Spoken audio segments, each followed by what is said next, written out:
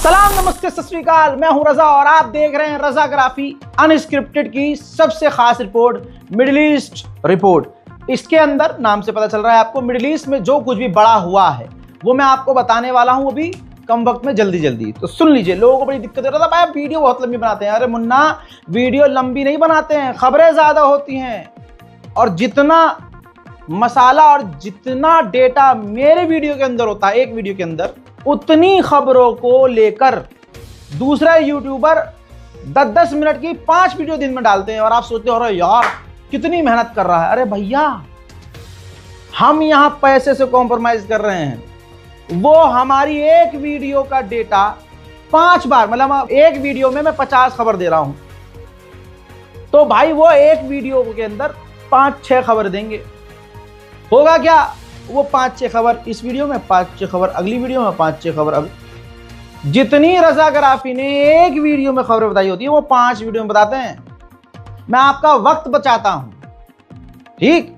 तो समझ लीजिए। आइए सबसे बड़ी खबर, इजराइल को ईरान का खौफ सता रहा है। ऐसा खौफ कि ईरान को लेकर इजराइल की अथॉरिटी और इंटेलिजेंस ने कहा है कि जो ईरान के सुप्रीम लीडर हैं वो चाइना के हाई कमीशन से हाई लेवल की मीटिंग कर रहे हैं। यह कहने की कोशिश की गई है कि सुप्रीम लीडर खुद शी जिनपिंग से बात कर रहे हैं, direct upper level, top level की अथॉरिटी से। और भविष्य में, यानी आने वाले कुछ ही समय में, चाइना और ईरान की खतरनाक डील होगी और ईरान चाइना से एडवांस लेवल के डिफेंस सिस्टम खरीदेगा और चाइना का जो टॉप एडवांस फाइटर जेट है वो भी खरीद सकता है ईरान चाइना से। इसी वजह से अब ये नया डर, नया खौफ पैदा हो गया है इजराइल के अंदर और इजराइल ने इस पूरे मामले पर गहरी नजर बनाई हुई है। भाई, ईरान के पास हिम्मत के साथ साथ इल्म तो है। मेरा यह मानना है कि अल्लाह की है उस पर नजर, बेहतरीन नजर है, करम है, वरना ईरान अंदर से बहुत कमजोर है। 12 दिन की जंग में ईरान को बहुत इज्जत मिली और ईरान आज पूरी ताकत से अभी भी लड़ने को तैयार है। वरना ईरान की अथॉरिटी आदेश दे देती तमाम नेताओं को कि भाई भड़काओ नहीं, उल्टे सीधे बयान न दो। जैसे आपके सामने ये इमाम है, ये ईरान के इमाम जुमा हैं, तेहरान के। इन्होंने जुमे की नमाज के बाद खुतबे में कहा कि अगर इजराइल ने सीज फायर तोड़ा और ईरान पर हमला किया तो हम तेल अवीव को जहन्नम बना देंगे, शैतान का घर बना देंगे। मोमिनीन हजरात, जंग कभी भी हो सकती है, किसी भी समय हो सकती है, क्योंकि अब ईरान के विदेश मंत्री ने खुद कह दिया है कि इराक के अंदर हमारी जो ईरान की एम्बेसी है वो रेड अलर्ट पर है। पूरी दुनिया का बदला डोनाल्ड ट्रंप से अकेला ईरान ले रहा है। हमारा वाला तो सरेंडर है। क्या कहें, पाकिस्तान बोल चुका है कि हाँ जी, डोनाल्ड ट्रंप को है नोबेल पीस प्राइज दे दो। अभी अमेरिका के कमांडर को बुलाकर पाकिस्तान का सबसे बड़ा अवार्ड दे दिया गया। ये सब आपको मालूम है, डिटेल में नहीं जाऊंगा। आगे बढ़ते हैं। ईरान ने बार बार कहा कि हम अपना न्यूक्लियर प्रोग्राम बंद नहीं करेंगे। ट्रंप ने क्या क्या धमकी दी, दोबारा कर देंगे, हमला कर देंगे, मिटा देंगे। अब डोनाल्ड ट्रंप की टोन चेंज हुई। डोनाल्ड ट्रंप ने अपने मुंह से बोला कि ईरान अपना परमाणु प्रोग्राम दोबारा से शुरू कर सकता है। यानी डोनाल्ड ट्रंप की धमकियों का जर्रा बराबर भी असर ईरान पर नहीं हुआ। इधर हमारे वाले ने तो तेल लेना बंद कर दिया। भाई, जितने भी इंडिया की टॉप कंपनियां हैं, हिंदुस्तान पेट्रोलियम और ये पेट्रोलियम और वोट पेट्रोल, जहां से आप लोग डीजल पेट्रोल डलवाते हो, ये जो कंपनी है बड़ी भारत की कंपनी, इन तमाम बड़े बड़े कंपनियों ने ट्रंप की धमकी के बाद रूस से तेल लेना बंद कर दिया है। आगे बढ़ते हैं। ये जो सफेद सुअर है डोनाल्ड ट्रंप, ये सिर्फ भूखा है अवार्ड का। एक बार फिर से अमेरिकी जो गवर्नमेंट ऑफिशियल हैं उन्होंने कहा कि ईरान और इजराइल की जंग का भी सीज फायर डोनाल्ड ट्रंप ने करवाया और इस वजह से नोबेल पीस प्राइज ट्रंप को मिलना चाहिए। सुनिए, On the peace front, President Trump helped deliver an immediate and unconditional ceasefire between Thailand and Cambodia. The two countries were engaged in a deadly conflict that had displaced more than 300,000 people until President Trump stepped in to put an end to it.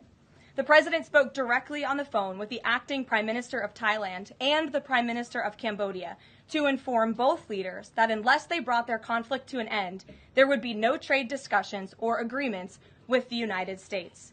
Almost immediately afterward, a peace was brokered that will save thousands of lives and allowed for trade negotiations with these countries to resume, and they have. The president has now ended. सुन लिया दोस्तों, ये भूख, मुझे तो ये लगता है कि पूरी दुनिया में जहां जहां जंग चल रही है, इसी सफेद सुअर डोनाल्ड ट्रंप ने ही जंग करवाई है। खुद लड़वाता है, खुद दोनों हथियार देता है, दोनों को चाकू देगा, दोनों को मिसाइल देगा, फिर लड़वाएगा, फिर कूद जाएगा, हथियार देना बंद कर देंगे, बिजनेस बंद कर देंगे, ट्रेड बंद कर देंगे, चलो हाँ जी दे दो नोबेल पीस प्राइज, हमने बंद करवाया है। और दुनिया चू थोड़ी ना है, दुनिया को दिख रहा है कि सारे फसाद की जड़ ये अमेरिका है। व्हाइट हाउस से पत्रकार ने पूछा कि ईरान के विदेश मंत्री ने मांग की है जो इस जंग में जो नुकसान ईरान का हुआ है उसकी भरपाई अमेरिका करे। तो व्हाइट हाउस ने कहा कि ये तो रेडिकुलस बकवास बात है। हाँ, अगर ईरान बात करने को राजी है तो हम भी ईरान से बात करने को राजी हैं। Demands for financial compensation from the United States to the Iranian regime are ridiculous. If the Iranian regime really wanted to save money or alleviate some of the sanctions policy, they would stop taking destabilizing actions. They would stop wasting money on their nuclear program. They would stop sending money to terrorist death squads across the region. They would stop oppressing their own people. So if they really wanted to save money or find a way towards prosperity for their people, they would start taking those actions. So any demands for financial compensation from the United States are ridiculous. But to stress, the United States is ready to talk with Iran. Iran has a short window of opportunity, but the ball is in. अच्छा, Iran और ईरानी किसी भी तरह से America को शांत बैठने नहीं दे रहे हैं भाई साहब, ये ऐसी मिर्ची लगा रहे हैं। अब ईरान और ईरानियों ने, ईरान ऑफिशियल ने सिमुलेट किया है, यानी एक ऐसा मंजर पेश किया है, मंजरकशी की है कि जब डोनाल्ड ट्रंप को गिरफ्तार किया जाएगा तो मंजर क्या होगा। ये पूरा वीडियो आप देखिए, मजा लीजिए और शेयर कीजिए।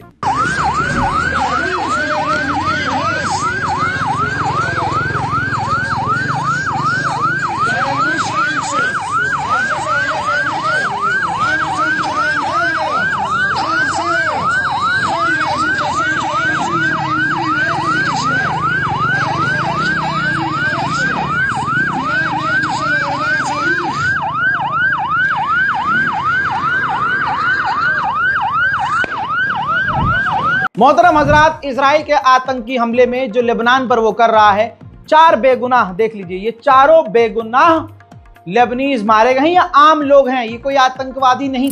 आइए अब मैं थोड़ा और पीछे ले चलूं, सीरिया के पास। सीरिया के अंदर ये देखिए द्रूज कम्युनिटी के लोग हैं, ये झंडा लहरा रहे हैं इजराइल का। द्रूज कम्युनिटी के जो लोग हैं वो सीरिया के अंदर रहते हुए झंडा लहरा रहे हैं इजराइल का, और इजराइल को कह रहे हैं कि आप इस इलाके में, सीरिया के स्वादा के इलाके में कब्जा करें। यह गद्दारी नहीं तो क्या है।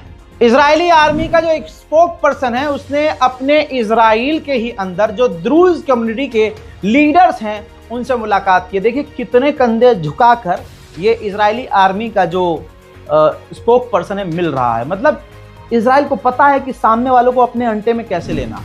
वहीं भारी मात्रा में सीरिया के अंदर इजराइल जो है द्रूज कम्युनिटी को मदद भेज रहा है। ये देखिए, उसने पूरी तस्वीर आधिकारिक तौर पर जारी की है ताकि इसका ये प्रोपेगेंडा पूरी दुनिया में फैल जाए कि हाँ, द्रूज लोगों के लिए हम कितने सीरियस हैं, हम उनको बचा रहे हैं, वो हमारे अपने हैं। और जो द्रूज कम्युनिटी के सीरिया में लोग हैं वो पूरी तरह से इजराइल के अंधभक्त हो जाए, इजराइल के लिए हथियार उठाकर खुद सीरिया पर कब्जा कर लें। एक नौजवान फिलिस्तीनी पत्रकार जिनका नाम मरवा है, इस बहन की भी शहादत हो गई है इजराइल के हमलों में। उसके अलावा आज मैं आपको एक लंबे समय के बाद गजा सिटी की तस्वीर दिखाने वाला हूं। बहुत मुश्किल से तस्वीर मिली है। आप देखेंगे गाजा सिटी पूरी तरह से तबाह हो चुका है।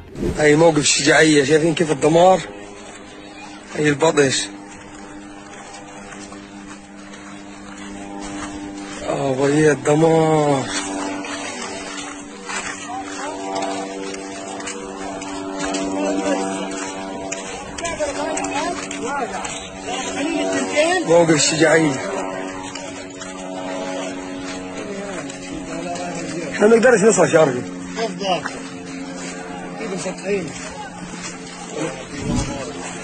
जैसा मैंने आपसे कहा था कि अमेरिका का मिडिल ईस्ट का एनवॉय गाजा जाएगा यह साबित करने के लिए कि गाजा के अंदर भुखमरी नहीं है और इजरायली और अमेरिकी जो मिलकर मदद बांट रहे हैं वो बिल्कुल सही तरीके से बांट रहे हैं। अब यही जो है हराम का बंदा पहुंचा है वहां, ये देखिए तस्वीर सिर्फ गाजा के एक इलाके में गया जहां मदद बांटी जा रही थी, और भी अलग जगहों पर अंदर मदद बांटी जा रही है जहां पर लोगों को गोलियां मारी जा रही हैं। लेकिन ये जो है कुत्ता जो है ये सिर्फ बॉर्डर पर जाता है, एक जगह पर जाता है, देख कर आता है और स्टेटमेंट जारी कर देता है कि नहीं, गाजा के अंदर किसी को गोली नहीं मारी जा रही है, कोई भुखमरी नहीं है, सब कुछ बढ़िया है, इजराइल बहुत बढ़िया तरीके से मदद बांट रहा है। सोचिए एक जगह बॉर्डर के सबसे करीब जो गाजा का वो एरिया था जहां अमेरिकी एजेंसी मदद बांट रही थी और कई जगह गाजा में मदद बांट रही है, इस जगह अमेरिका का एनवॉय गया और उसी टाइम दूसरी जगह, तस्वीर आपके सामने, रिपोर्ट आपके सामने, इजराइल ने उसी टाइम दूसरी जगह जहां अमेरिका मदद बांट रहा था वहां 25 भूखों को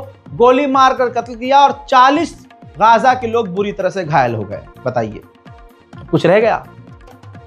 एक जगह जाकर ऐलान कर दिया कि भाई सब बढ़िया है, और दूसरी जगह सेम टाइम जब ये यहां इस जगह मौजूद था गाजा में, दूसरी जगह गाजा में 25 लोगों को कत्ल कर दिया गया था। अल अक्सा अस्पताल, सारे अस्पताल गाजा के अंदर बुरे हालात में है। ये देखिए लाइट नहीं है, टॉर्च जलाकर, मोबाइल की फ्लैश जलाकर घायल का ऑपरेशन किया जा रहा है।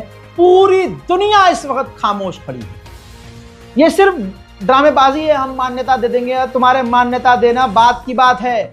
अबे सुअरों पहले ये जंग रुकवाओ, अरे गंधोड़ो पहले ये नरसंहार बंद करवाओ। गजा के पत्रकार ने बड़ा खुलासा किया, ये रहा उनका सोशल मीडिया का ट्वीट जिसमें उन्होंने बताया कि भैया पहली बार इतिहास में जब से ये जंग चल रही है, पहली बार अब इजरायली मिलिट्री ने बंदूक पर साइलेंसर लगाकर गोली मारना शुरू कर दिया, क्योंकि अब लोग समझ रहे थे, आवाज से वीडियो रिकॉर्ड हो रही थी तो आवाज से पता चल रहा था कि हाँ इजराइल जो है गोली मार रहा है, तो अब ये साइलेंसर लगाकर गोली मार रहे हैं। इजराइल गाजा के अंदर हाल कितना बुरा है आपको मालूम है, लेकिन 47% यहूदियों का मानना यह है इजरायली लोगों का कि गाजा में भुखमरी है ही नहीं। अब मैं आपको सबूत देता हूं, ये देखिए साइलेंसर लगा के मार रहे हैं हरामी, लेकिन आप अपनी आंखों से देखिए भूखों पर गोलियां चलाई जा रही हैं।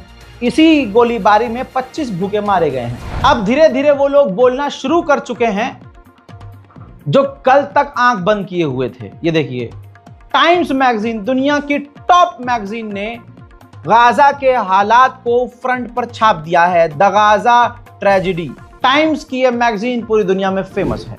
इजराइल बची कुची मस्जिदों को उड़ा रहा है। जैसे ये देखिए जो गाजा के अंदर मस्जिदें हैं, इजराइल अब डायरेक्ट उन पर मिसाइल दागकर मस्जिदों को शहीद कर रहा है। आइए मैं आपको अलग अलग इलाकों का एक चार्ट पेश करता हूं कि वो कितना खराब हो गया है, कितना तबाह हो गया है। आपके सामने ये चार्ट है, देखिए रफा 100% तबाह हो गया है। अल्लाह अकबर। बैत हनून 100% तबाह हो गया है। अल्लाह अकबर।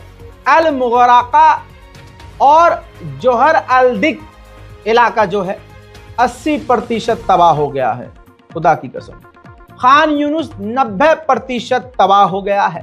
बैत लाहिया 90%, जबलिया 80% तबाह हो गया। ईस्ट गाजा 80% तबाह हो गया। West Gaza and Al Shati camp 40% तबाह हो गया है। शेख अजलीन, अल जहरा और तेल अल हवा 80% ये एरिया तबाह हो गया है। नुसैरत 20%, अल बुरेज 30% और अल मगाजी 20% और दैर अल बला सिर्फ 5%। यानी दैर अल बला वो इलाका है जो सबसे कम तबाह हुआ है। वहां अभी इजराइल हमला वैसा नहीं किया है जैसा उसने दूसरे इलाकों में किया है। मैं आपको बता दूं कि जब हम फिलिस्तीन एम्बेसी गए थे मदद देने के लिए, तो वहां जो शख्स मौजूद था फिलिस्तीनी, उसका जो परिवार है वो दैर अल बला में ही था। तो बहुत लोग कहने लगे कि रज़ा भाई फिलिस्तीन एम्बेसी में आप जो मदद देने जा रहे हो वहां तो कुछ एटीएम पेटीएम बैंक वैंक काम ही नहीं कर रहा। देखिए दैर अल बला में काम कर रहा है, गाजा और फिलिस्तीन का जो सिस्टम है वो एक ही है, बैंकिंग। वो गजा के अंदर एटीएम्स हैं, जो बैंक हुआ करते हैं, वो ब्रांच टाइप में होती हैं। अगर वो कोई ब्रांच उड़ा दी गई है तो वो मेन ब्रांच फिलिस्तीन में है। अब समझ में आ गया आपको? लोग तहकीक करते नहीं हैं, तोहमत फौरन लगा देते हैं, और आपकी इस तोहमतबाजी से गाजा के अंदर मदद जाना उस वक्त रुक गई थी।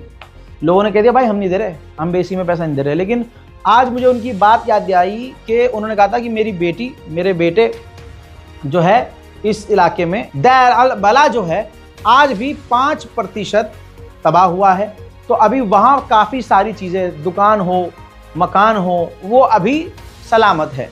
जो खासकर अंडरग्राउंड हैं, जो बेसमेंट में बना रखी हैं चीज़ें, वो तो ठीक है अभी, क्योंकि इजराइल ने दुनिया को दिखाने के लिए जो तस्वीर वो जारी करता है वो दिखाता है हाँ बिल्डिंग अभी सलामत है, तो वो उस इलाके की तस्वीर जारी करता है। ये इजराइल का प्रोपेगेंडा है। लिहाजा इस बारकोड का इस्तेमाल कीजिएगा। मैंने आपको बता दिया था, जो हमारा साल था वो पूरा हो गया हमारे दूसरे अकाउंट का, तो उसमें हमारे अकाउंटेंट ने बोला कि भाई इसके अंदर अब ट्रांजेक्शन मत कीजिएगा, इसमें से सारा जो है अब इकट्ठा करके मदद भेज देते हैं, दूसरा कोई अकाउंट हम लगा देंगे। तो जो लोग परेशान हो रहे हैं वो कह रहे हैं रज़ा भाई ये जो स्कैनर आपने अब लगवाया है ये इसमें अली रज़ा नाम आ रहा है। तो अली रज़ा कोई और थोड़ी ना है भाई, सीनियर एडिटर है हमारा यार, जो इस वीडियो को आपके सामने रख रहा है, सारी खबरों को इकट्ठा कर रहा है, वो आपके छोटे भाई अली रज़ा हैं। तो इस बारकोड का इस्तेमाल कीजिए। अकाउंट नंबर भी हमने अब डाल दिया है, ये भी बता दिया है कि सेविंग अकाउंट है, क्योंकि लोग बहुत सवाल कर रहे हैं भाई सेविंग अकाउंट है कि ये अकाउंट है, IFSC कोड है, सब हमने यहाँ डाल दिया है। तो परेशान होने की ज़रूरत नहीं है। दिल में है मदद पहुँचाने की और चाहत है कि गाज़ा में हमारी तरफ से कुछ मदद जाए तो बिस्मिल्लाह, अदरवाइज दुआ ज़रूर कीजिएगा। 1373 वो लोग हैं जो भूखे थे और गाजा में अमेरिका की संस्था के द्वारा जो मदद लेने जा रहे थे, उन 1370 फिलिस्तीनी भूखों को इजराइल ने गोली मारकर कत्ल कर दिया। अल्लाह अकबर। हजरात, आपसे गुजारिश है कि इस वीडियो को शेयर कीजिएगा। मैंने आपको ईरान से लेकर गाजा, लेबनान तक जो अपडेट थी बड़ी, आपको इस रिपोर्ट में देकर जल्दी जल्दी आपका समय बचाने की कोशिश की है।